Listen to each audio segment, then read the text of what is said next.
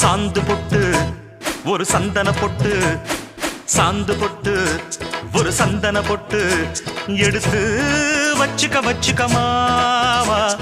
பூ முடிச்சு ஒரு சேலைய கட்டு, இனி நீ வெட்டிய கட்டிக்கலாமா.